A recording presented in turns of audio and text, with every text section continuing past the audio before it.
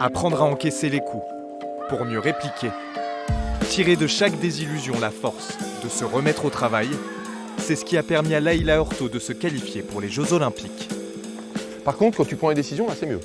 Vous savez, c'est un cran au-dessus, là. D'accord? Déterminé, on sait pourquoi on est là. Seule karatéka française à partir pour Tokyo, la triple championne du monde a soif de victoire.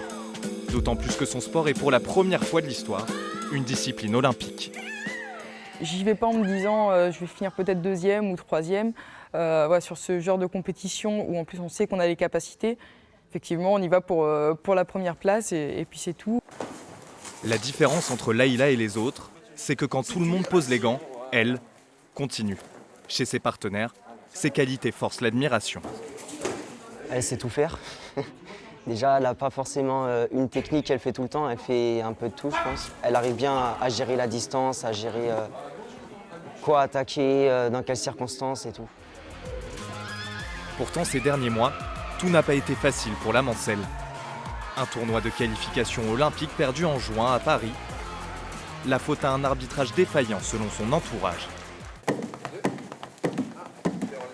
Quelques jours plus tard, elle est repêchée par les instances mondiales du karaté. Un billet pour Tokyo, mais sans son coach, empêché par la Fédération française de la suivre, un handicap que son camp n'avait pas prévu.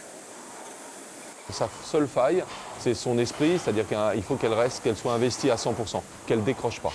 Donc son taux d'attention, il est relativement... il a progressé, bien sûr, mais à un moment, elle peut sortir du combat. Et c'est là où le coach est important, et c'est là que moi, j'arrive à la faire remonter sur le cheval, on va dire, et repartir.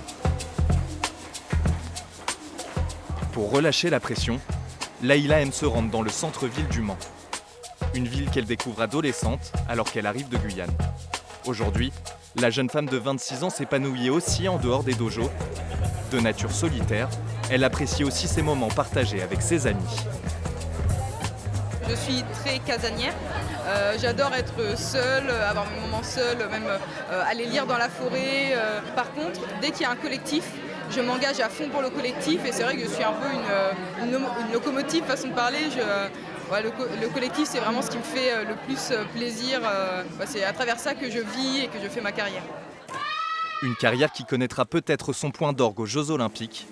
Le premier combat de Laïla est fixé le 6 août, une échéance qu'elle aborde avec du mordant.